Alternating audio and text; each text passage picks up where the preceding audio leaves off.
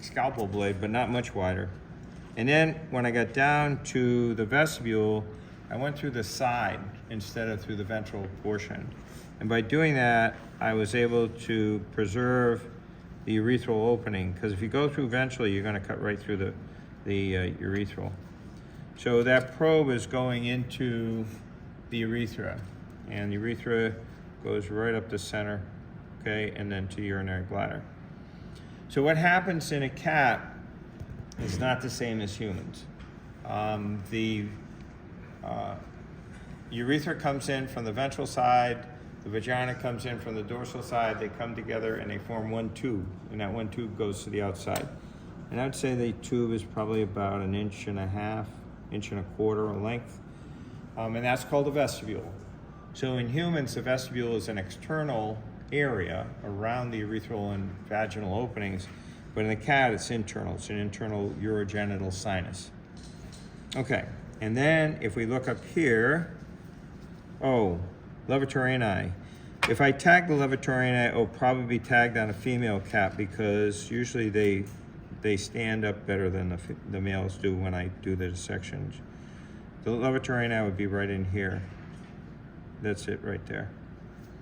Now if we get the urinary bladder out of the way, here is the body of the uterus right there.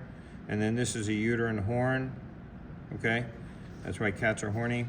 And then if we pull this up like this, and you look right here, there's a ligament right where the forceps is grabbing it.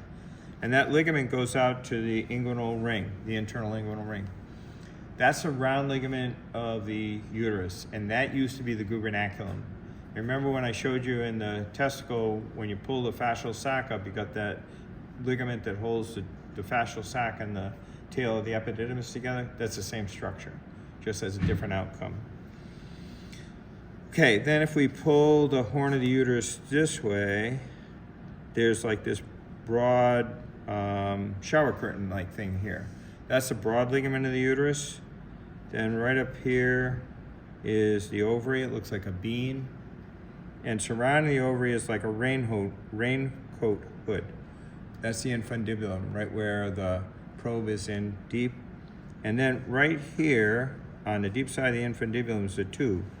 And that's the uterine tube or oviduct or fallopian tube. You can see a little better on this side. So there's kind of a line that goes right down here. Mm-hmm. That's the uterine tube. Okay. Can we say fallopian tube on the back? Yeah, fallopian tube, uterine tube, oviduct, they're all the same thing. Just different names for the same thing. Yep. So the difference, another difference between humans and cats is the cats typically have litters. And so the pregnancies line up here like peas in a pod. They really do. It looks like you got some kind of bean there with all these little fetuses developing in there. Where humans typically have one, sometimes two, occasionally more, not so often. And so there isn't a benefit to having a uterine horn if you're not having a litter, because the uterine body is enough. Having said that, if a woman has multiple pregnancies, multiple fetuses for a single pregnancy, there's real competition for space. And so the offspring usually aren't as well developed as if they were single pregnancy, single fetus.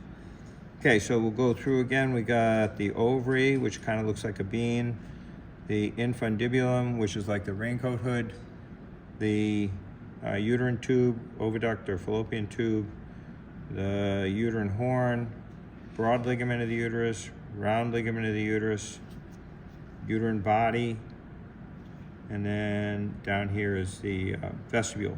And you can see how this kind of looks like, the Walt's roast beef logo with the cow with the horns on it? You know what I'm talking about? That's kind of what this looks like. That would be like the head, and these would be the horns. And that might help you remember those are uterine horns. Now, the infundibulum is a potential problem. So remember, that if you look at me for a sec, that if we have an ovary like this, and we have this thing associated